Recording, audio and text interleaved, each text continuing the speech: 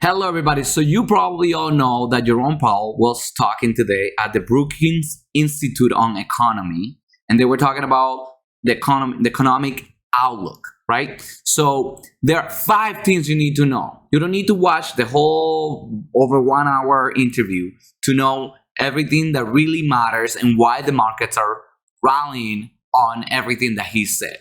And the five things, I'm gonna basically just show you the five things right now. And number one, slow the pace. So that's the first thing that he spoke about, and I'm going to show you right here so you don't need to go too far to watch this. Appropriate in order to attain a policy stance that is sufficiently restrictive to move inflation down to 2% over time. Monetary policy affects the economy and inflation with uncertain lags, and the full effects of our rapid tightening so far are yet to be felt. Thus, it makes sense to moderate the pace of our rate increases as we approach the level of restraint that will be sufficient to bring inflation down. The time for moderating the pace of rate increases may come as soon as the December meeting. That's it. So as soon as December, they're going to slow the pace by which they are increasing rates. That's the first thing you need to know. What's the second thing you need to know? He has been told, and people have been saying, that Jerome Powell wants to crash the economy, wants to cause pain, wants to hurt people. Well, he's saying the opposite, and he says it right here. I think we've been pretty aggressive, I would say. No, I don't. I don't agree. I mean, we wouldn't, to just raise rates and try to crash the economy and then clean up afterward. I wouldn't take that approach at all. I think we're in a position where the right thing to do is to move really quickly as we have, and now slow down and get to that place where we think we need to be. And by the way, there's high uncertainty around that. We have a broad set of thoughts about where that destination might be, but we could be wrong. It can be higher than that. All right. So again, get to that target, get to the place where they need to go. He doesn't want to hurt people, but he continues. Hold on. It can be lower than that. We'll have to see. But I think that's the right approach, and that's also the approach that it would allow us not to throw away the option value of upending a lot of lives, which we would do if we crashed the economy and we might get rid of inflation, but at very high human cost. He does not want to hurt people. He does not want to crash the markets by increasing interest rates through the moon every day, every month, every meeting. That's not what he wants to do. He doesn't believe in that. All right. So another thing, people have been wondering, do the Feds take under consideration the global economy?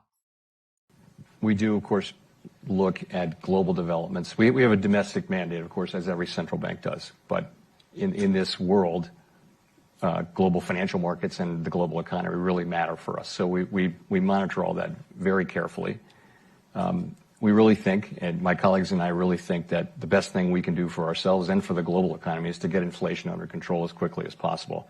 We don't think the world's going to be a better place if we take our time and inflation becomes entrenched and then we have to go in later. The evidence is that the employment costs of bringing inflation down only rise with delay. So at the same time, we don't want to do any more than we have to do, but we feel like as a risk. That's it. They do not want to do more than what they have to do because they don't want to hurt the global economy at the same time. All right. So you've already seen 3 of the 5 points. Okay. Does he believe in a soft landing? Remember that early, probably 3 weeks ago, he said that the window have been closing for this soft landing. Let's see if he believes in a soft landing. I get the way I think about it is I do continue to believe that there's a path to a soft or softish landing. I do believe that. And the definition of a softish landing is what? Unemployment goes up a little, but we don't have a recession? Yeah. Yeah, exactly. All right. So he believes in a soft landing. So that's the number 4.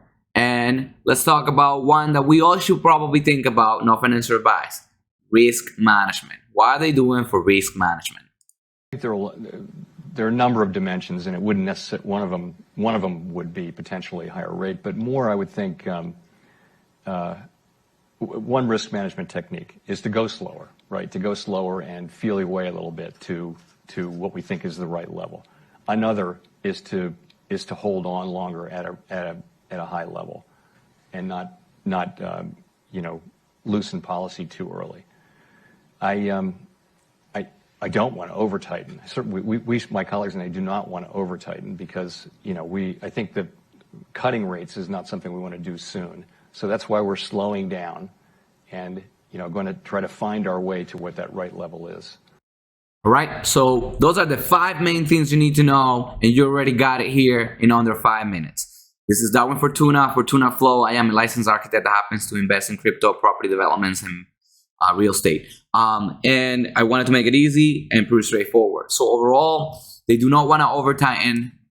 They do believe that there is a path to a soft landing. They want to slow the pace of increasing rates as soon as December. We're talking about this month. It's starting tomorrow. They also do take under consideration the global economy. And lastly, they do not want to crash the economy and cause pain. So that was it. Give it a like, subscribe, and let me know what you think. Thank you.